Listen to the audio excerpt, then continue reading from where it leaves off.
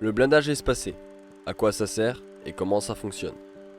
Le blindage espacé est un type de blindage qui fut son apparition au cours de la Première Guerre mondiale. En tant que tel, il fut inventé par dépit pour pouvoir simplement rajouter des épaisseurs de blindage par-dessus celles déjà existantes sur les blindés. Il n'avait pas encore le renom et l'utilité qui fera son succès pendant le second conflit mondial. Comme nous le savons, la Première Guerre mondiale a été un laboratoire à grande échelle. À chaque amélioration et développement d'une machine, un armement pour la contrer était développé. La technique la plus simple pour continuer à utiliser des chars tels que le Saint-Chamond ou le char Schneider consistait à tout simplement rajouter des plaques d'acier pour toujours mieux épaissir le blindage du véhicule et garder son immunité face aux armes ennemies. C'est lors de la Seconde Guerre mondiale que le blindage espacé verra son âge d'or venir et prouvera ses multiples qualités.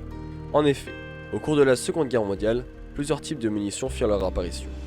C'est suite à l'usage du type de munition appelé HIT pour High Explosive Anti-Tank ou aussi appelé charge creuse que le blindage espacé sera plus largement employé. La charge creuse est une munition développée et mise en place par les Alliés. C'est l'entreprise française Thomson Brandt qui en saisira l'intérêt et commencera à en produire. Les Américains, y voyant un fort potentiel pour une arme anti-char, reprendront l'invention pour créer leur célèbre bazooka. Bien que payant des royalties à Thomson Brandt pour la production, une fois déployée, cette arme portative deviendra très rapidement un problème pour les blindés de l'Axe. Elle permettait à l'infanterie de détruire un blindé simplement en tirant un de ses projectiles sur le blindage latéral ou arrière du véhicule. Un seul de ces projectiles était capable de détruire un blindé à lui seul. Au cours du conflit, après s'être rendu compte de l'efficacité de ce genre d'arme anti-char, les Allemands développeront aussi les leurs, notamment avec les Panzerschreck, équivalent au bazooka allemand, et les Panzerfaust, qui étaient caractérisés par son tir unique, ce qui en faisait une arme jetable.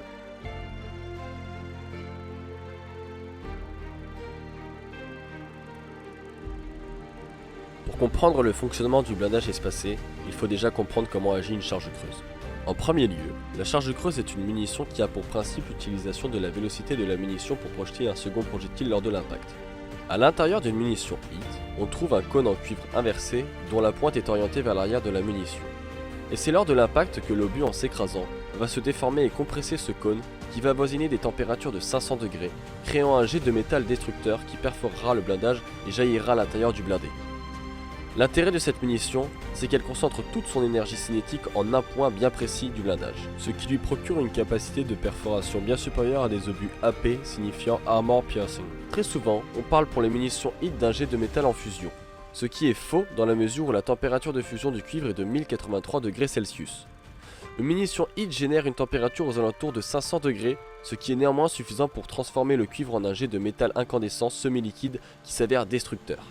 Une fois à l'intérieur du blindé, il peut faire exploser les munitions ou bien brûler un membre d'équipage. Les Allemands avaient une grande conscience de la valeur des équipages de leurs blindés. La perte de tankistes chevronnés était pour eux catastrophique, surtout quand le Reich commença à décliner. C'est pourquoi, en plus d'avoir développé leurs blindés au mieux pour le confort et la protection de leur équipage, ils étaient assez réactifs pour la conception de solutions pour contrer les nouvelles armes pouvant mettre en péril la supériorité de leurs blindés qui était une pierre angulaire dans leur stratégie. Alors ils développèrent des jupes qui étaient disposées sur le flanc du châssis et de la tourelle de leur véhicule blindé appelé Schützen. Le principe est extrêmement simple. C'est cette jupe qui recevra l'obus à la place du blindage du char. En recevant l'impact, les Schützen activeront précocement l'activation de la munition, ce qui aura pour effet de faire perdre toute l'énergie cinétique de la munition, mais aussi du jet incandescent qu'elle est censée projeter. Tout l'intérêt de la munition HIT est d'être en contact direct avec le blindage du véhicule à un angle le plus droit possible pour maximiser les dégâts occasionnés. Ce système de blindage espacé pourtant simple permet néanmoins de supprimer tous les dégâts causés par les munitions à charge creuse. Mais les effets bénéfiques du blindage espacé ne s'arrêtent pas là. Ils sont aussi efficaces pour d'autres types de munitions comme les obus HE, High Explosive, qui eux ont un pouvoir de perforation minime à côté des obus AP ou HIT.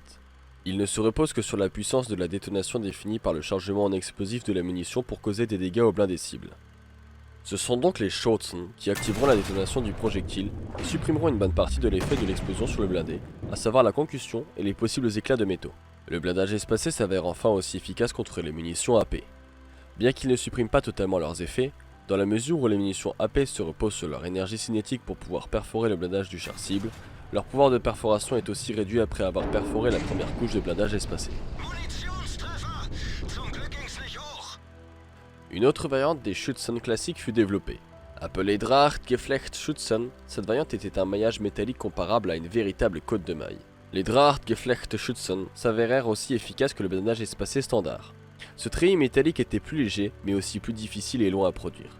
Malgré le fait qu'Adolf Hitler lui-même demanda que tous les blindés en soient équipés, ils ne seront pas aussi répandus que le blindage espacé constitué de simples plaques de blindage sur le champ de bataille.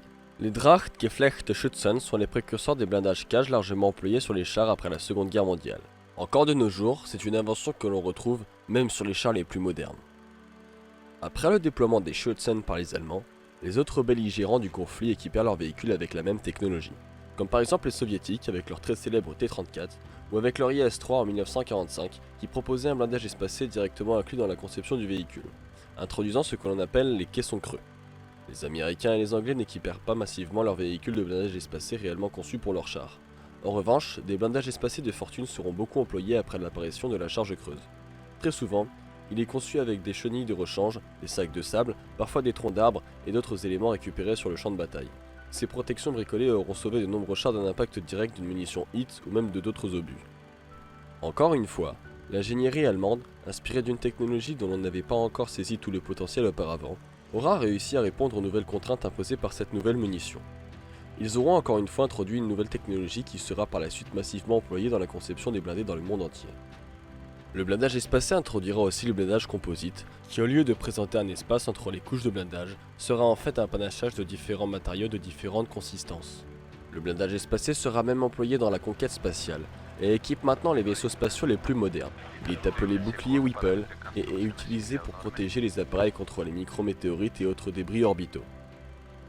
C'est comme ça qu'une invention censée simplement protéger les équipages allemands contre les obus HIT donna naissance à bien d'autres technologies dans le domaine de la protection des blindés. Des années plus tard, les blindés sont encore équipés de technologies découlant directement de l'invention des Schützen. Même l'ISS, la Station Spatiale Internationale, est équipée de boucliers utilisant le même procédé. Ce sera tout pour cet épisode de Dans les grandes lignes. J'espère qu'il vous aura plu et que vous y aurez appris des choses. N'oubliez pas que j'ai vulgarisé le sujet et qu'il est toujours possible de l'approfondir. Merci de votre attention.